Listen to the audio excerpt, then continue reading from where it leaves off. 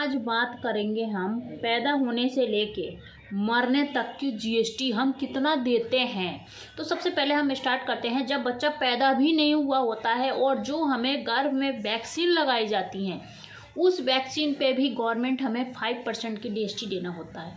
उसके बाद बात आती है पैदा होता है बच्चा, जिस हॉस्पिटल में अगर पैदा हो रहा है, अगर 5,000 से ऊपर का कमरा आपका है, 5,000 रेंट है उसका कमरे का, तो उस पे भी आपको 5% का जीएसटी देना होता है। उसके बाद आ जाता है बेबी के जो भी फूड होते हैं, जो भी हम बच्चों को देते हैं खाने पीने की जो भी होती हैं, उस पे भी हमें 12% की जीएसटी देनी होती है। उतना ही नहीं, उसके बाद आता है जो भी बच्चा खिलौने लेता है, जो खिलौनों से वो खेलता है, बड़ा होता है, उस पे भी हमें 12% का जीएसटी देना होता है, यानी कि 12% का जीएसटी देना होता है। उसके बाद बच्चा जब स्कूल जाता है तो स्कूल में के फीस के नाम पे स्कूल की notebook, pencil, book, bag, dress, सब पे हमें 12% का जीएसटी देना होता है।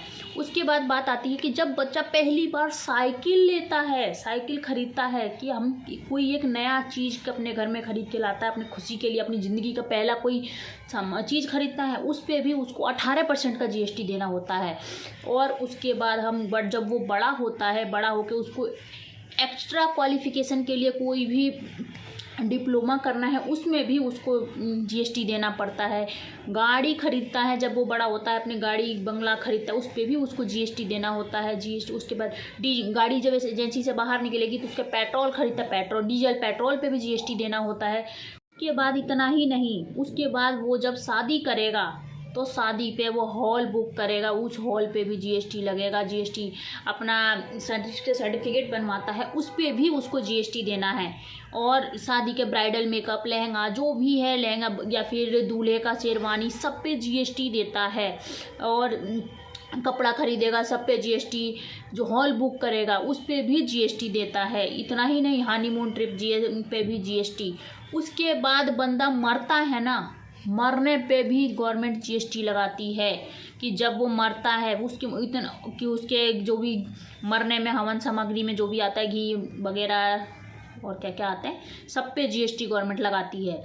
उसके बाद जब वो मरने का इस्तीफा अगर गलती से अखबार में निकलवा दिया तो उस पे भी गवर्नमेंट जीएसटी लेती है। बदले में हमें क्या मिलता है? क्या इतना हम पैदा होने से लेके पहले से लेके मरने तक जीएसटी देते आए हैं, क्या उसके बदले गवर्नमेंट हमें क्या देती है? क्या गवर्नमेंट ने हमें कभी कोई ऐसा फ्री ऑफ कॉस्ट कोई चीज़ दिया? नहीं दिया। यहाँ तक कि ना तो आपका हेल्थ से जुड़ा कोई भी जीएसटी कुछ नहीं है, या स्टडी के नाम पे कुछ ऐसा गवर्नमेंट ने आपको बेनिफिट दिया? अगर दिया भी है तो वो बस एक दिखावा है। रियल लाइफ में अगर उस चीज़ को लेके आप, ना तो जो दवाइयाँ गवर्नमेंट के थ्रू आती हैं, ना तो उससे आप कभी जल्दी ठीक हो पाते हैं, ना कुछ, बस फॉर्मेलिटी होती है। इतना ही नहीं, अगर गवर्नमेंट स्कूल से बच्चे को पढ़ाया जाए तो गवर्नमेंट स्कूल के टीचर ऐसे हैं, बच्चे कभी सक्सेस नहीं हो सकते हैं। वो ज़्यादातर केस यही देखा जाता है। पेरेंट्स क्या करती है? प्राइवेट स्कूल में भेजती है। ये है हमारे मोदी जी का कानून और भाजपा का, जिसका मोदी जी के खुद के कोई कागज पत्रा नहीं है, कोई डॉक्यूमेंट्स नहीं है।